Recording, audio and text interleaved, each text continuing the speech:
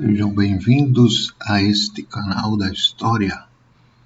Hoje vamos falar sobre o Estado Novo, o período considerado mais autoritário da era Vargas, do primeiro governo Vargas.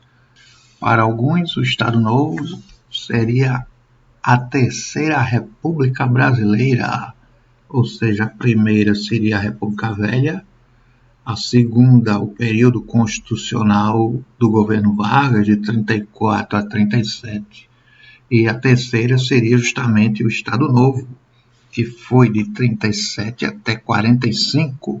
Para outros, seria a Segunda República, contando o tempo de Vargas no poder, o governo provisório, constitucional e Estado Novo. Bom, terceiro, segunda, não importa. O que é importante é deixar bem claro que a história da República no Brasil é uma história de golpes, de contragolpes, várias constituições, uma avacalhação, muita corrupção e regimes ditatoriais. Essa é a triste história da República no Brasil. O Estado Novo foi caracterizado pela centralização do poder, pelo nacionalismo, pelo anticomunismo e pelo seu autoritarismo, além da política trabalhista, chamada de trabalhismo. As eleições para presidente, governadores e prefeitos foram canceladas, as greves estavam proibidas e foi imposta censura aos meios de comunicação. Uma nova Constituição foi outorgada, elaborada pelo jurista Francisco Campos. A Constituição de 37 dava ao presidente Getúlio Vargas o direito de baixar decretos-leis, ou seja, não precisava de aprovação de Congresso, até porque o Congresso estava fechado e os partidos políticos extintos. Então Vargas governava através de decretos-leis. O Estado Novo é caracterizado como uma autocracia, um governo, uma ditadura personalista, porque nem partido político havia. Ainda em 37, Vargas organiza o evento da queima das bandeiras dos estados. Pela Constituição de 37, todas as bandeiras estaduais tinham sido abolidas. Os estados permaneciam, mas agora havia apenas uma bandeira, a bandeira do Brasil.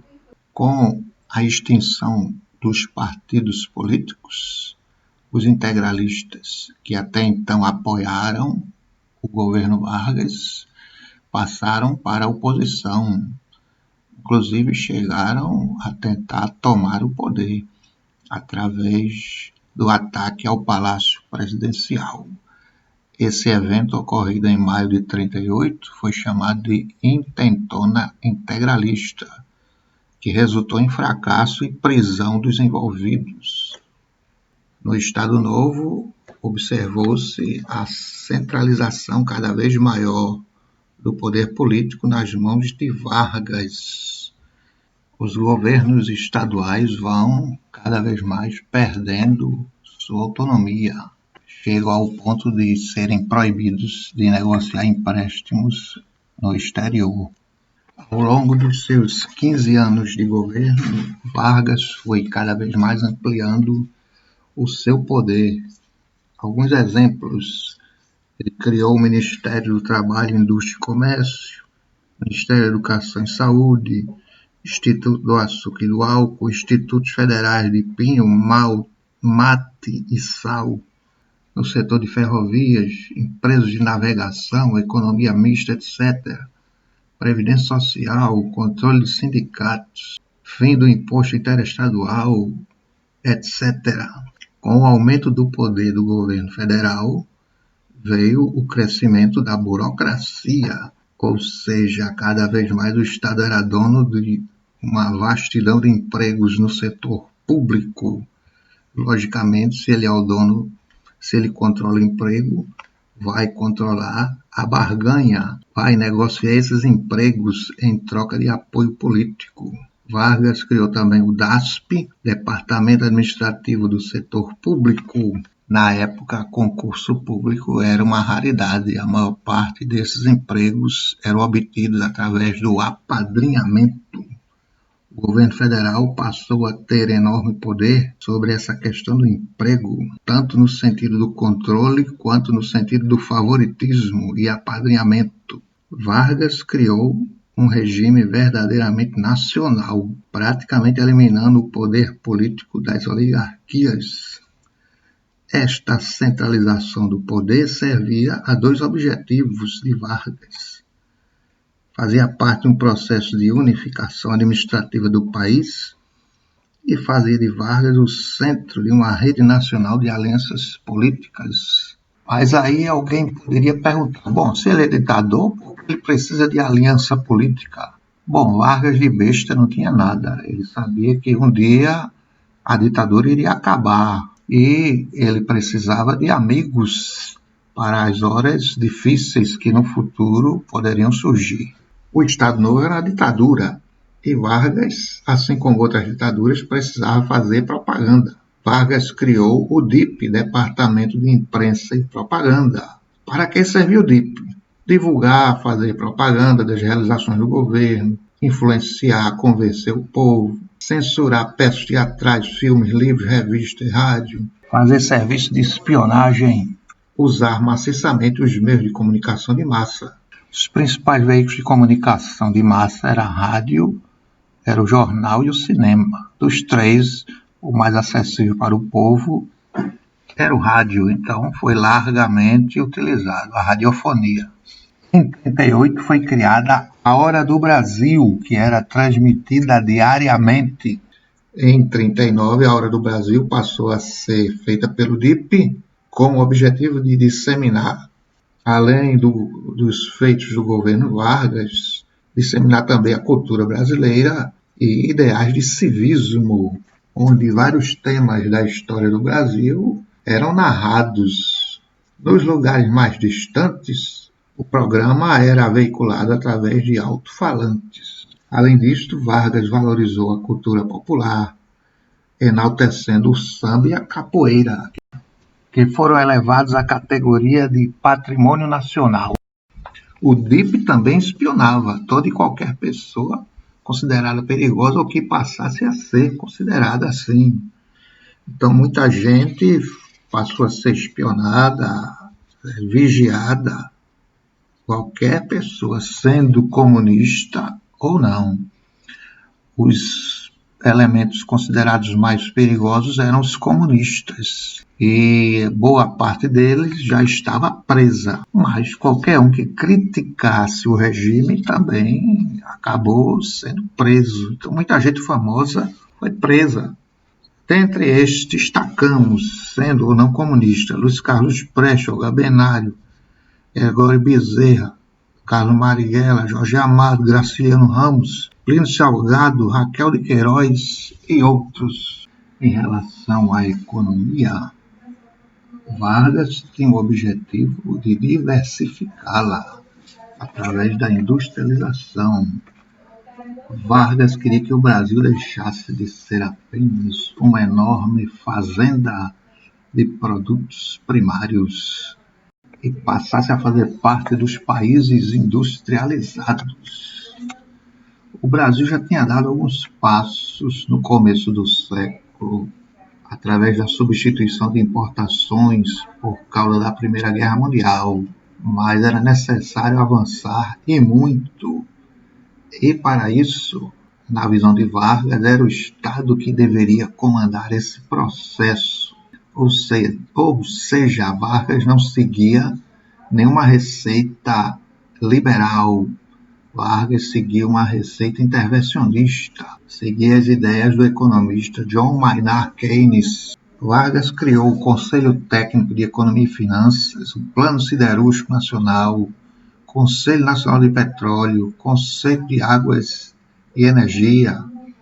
Além disso, os próprios militares queriam que o Estado brasileiro investisse em atividades consideradas estratégicas, como, por exemplo, petróleo e aço. Vargas conseguiu industrializar o Brasil? Não totalmente, mas deu um avanço significativo, mesmo com a sua visão nacionalista de setores estratégicos como energia elétrica, aço, petróleo, etc., que deveriam ser de empresas estatais. Mesmo assim, houve um bom avanço na área da industrialização sob o governo de Vargas. Naquela época, o Brasil não tinha uma siderúrgica de aços planos e Vargas fez um acordo com os Estados Unidos para a implantação da primeira siderúrgica desse modelo no Brasil, em troca da concessão de bases militares americanas em plena Segunda Guerra Mundial. Ou seja, Vargas abandona sua simpatia pelo eixo, simpatia pelo fascismo, pelo modelo nazista, e tem que aceitar a dura realidade que é melhor ser amigo dos Estados Unidos do que inimigo. Outro ponto importante da política de Vargas foi o trabalhismo, a concessão de benefícios aos trabalhadores urbanos. Em 1º de maio de 1943, Vargas anunciava ao Brasil a implantação da CLT, Consolidação das Leis Trabalhistas. Para os que não sabem, já existia leis trabalhistas antes da CLT.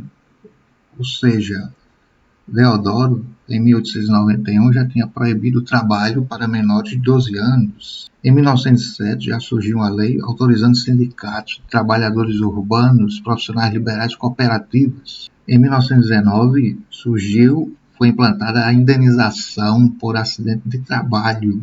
Em 1903, uma autorização para trabalhadores da agricultura e indústria rural a organizarem-se em sindicatos. Em 1925, foi implantada as férias de 15 dias. E em 1927, Código de Proteção à Criança, proibindo o trabalho para menores de 12 anos e o trabalho noturno para menores de 18 anos, e também a proibição para trabalhos insalubres para menores de 18 anos. A Constituição de 34 já tinha implantado a jornada de trabalho de 8 horas, o descanso semanal, indenização por dispensa em justa causa, salário mínimo, proteção ao trabalho do menor e da mulher, férias anuais, estabilidade à gestante e a justiça do trabalho. Se, por um lado, Vargas ampliou e consolidou as leis trabalhistas, por outro, ele passou a controlar a atividade sindical. Os sindicatos, para existirem, precisavam ser reconhecidos pelo governo. E só eram reconhecidos os que abandonassem a luta operária e concordassem com as regras do jogo. Na prática, as greves, protestos, passeatos, movimentos estavam proibidos. Alguém poderia estranhar isso, mas muitos esquecem ou não sabem ou fingem não saber que no mundo socialista, no mundo comunista, também é assim. Na própria União Soviética eram proibidas as manifestações, as greves, etc. O que aconteceu na prática, os sindicatos passaram a existir apenas para assistir o trabalhador no campo jurídico, recreativo, na área médico-hospitalar.